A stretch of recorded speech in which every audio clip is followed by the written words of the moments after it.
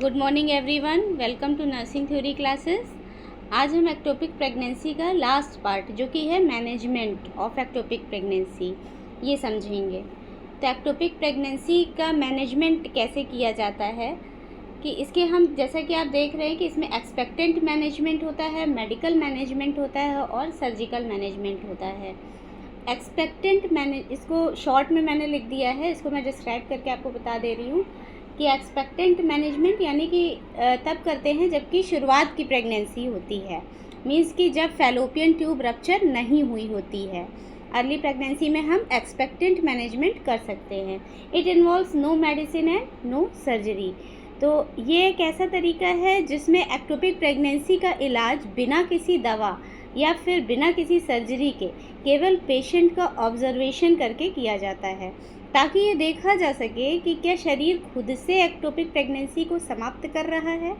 Means कि अगर महिला में एक्टोपिक प्रेगनेंसी के कुछ लक्षण दिख रहे हों, कुछ लक्षण यानी कि माइल्ड साइन सिम्टम्स दिख रहे हों, और लेकिन महिला की हालत स्टेबल हो, स्थिर हो, ज़्यादा गंभीर ना हो और इंटरनल ब्लीडिंग ना हो रही हो, अल्ट्रासाउंड में FHS ना हो, मीन्स कि एक्टोपिक प्रेगनेंसी के साइन सिम्टम्स हैं, तो महिला को नियमित रूप से एक तो अस्पताल बुलाया जाता है और बार बार बीटा HCG की जांच की जाती है, और जिसमें कि हर बार बीटा HCG का लेवल गिर रहा होगा, इसलिए एम्ब्रियो का विकास ना हो रहा होगा, तो ये एम्ब्रियो या एक्टोपिक मास अपने आप ही एबॉर्ट हो सकता है।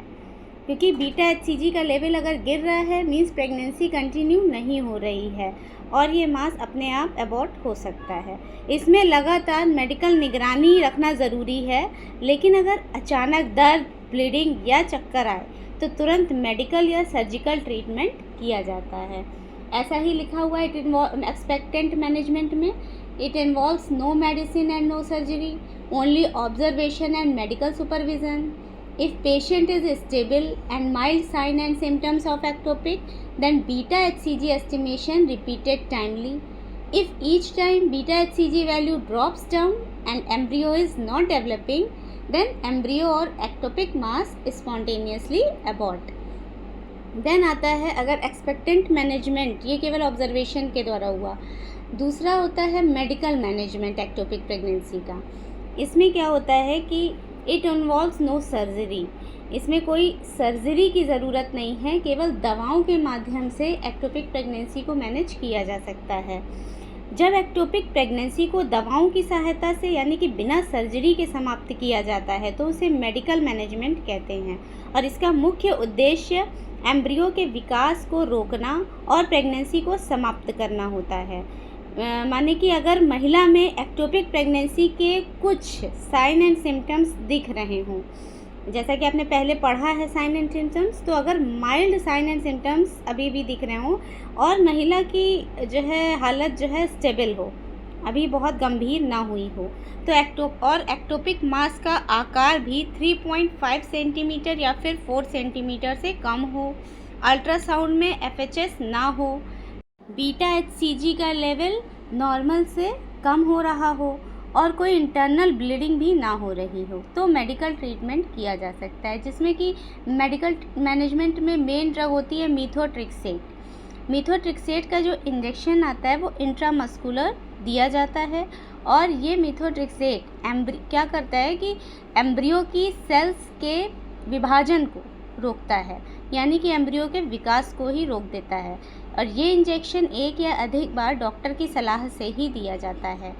इसके बाद नियमित रूप से बीटा HCG टेस्ट किया जाता है, जिसका लेवल धीरे धीरे गिर रहा होगा। अगर बीटा HCG का लेवल नहीं गिरता तो और डोज मीथोट्रिक्सेट की दी जा सकती है। इस प्रकार इस इंजेक्शन द्वारा एम्ब्रियो का विकास रुक जाएगा और एक्टोपिक मास स्वतः ही एबॉर्ट हो जाएगा, नहीं तो फिर सर्जिकल मैनेजमेंट किया जाता है।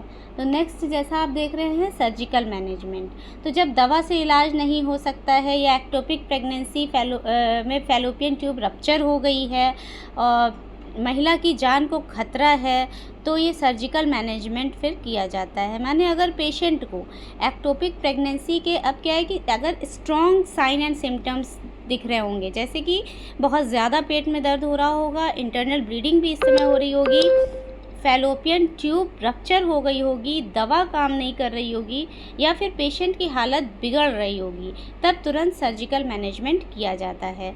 और ये सर्जिकल मैनेजमेंट में 2 तरह की सर्जरी आप देख रहे हैं। पहला है लेप्रोस्कोपी और लेप्रोटमी। ये लेप्रोस्कोपी ये पेट में छोटे छोटे या 2-3 चीरे लगाकर ये ऑपरेशन किया जाता है और ये सामान्य और जटिल दोनों स्थितियों में किया जा सकता है। और लेप्रोटमी में क्या करते हैं कि इसमें पेट में बड़ा चीरा लगाकर ऑपरेशन किया जाता है। और लेप्रोटमी तब किया जाता है जबकि फैलोपियन ट्यूब फट गई हो और इंटरनल ब्लीडिंग हो रही हो। तो इन दोनों सर्जरी द्वारा ही फैलोपियन ट्यूब को या तो सेफ रखा जाता है और या आवश्यकता पड़ने पर पूरी फैलोपियन ट्यूब ही निकाल दी जाती है। तो फैलोपियन ट्यूब तक इस ऑपरेशन द्वारा फैलोपियन ट्यूब की जो सर्जरी की जाती है उस ऑपरेशन के नाम होते हैं सेल्पिंजोस्टमी एंड सेल्पिंजेक्टमी। सेल्पिंजोस्टमी में क्या है कि सेल्पिंग्स मीन्स फैलोपियन ट्यूब, ठीक। तो ये जो सर्जरी के नाम है लेप्रोस्कोपी और लेप्रोटमी, इसके द्वारा जो है सेल्पिंग्स यानी कि फैलोपियन ट्यूब को या तो सेफ रखा जाता है और अगर ज़रूरत होती है तो फिर पूरा उसको निकाल दिया जाता है। उसी हिसाब से इस ऑपरेशन का नाम रखा गया है। तो सेल्पिंजोस्टमी में क्या होता है कि सेल्पिंग्स का मीन्स होता है फैलोपियन ट्यूब और ऑस्टमी मीन्स ओपनिंग।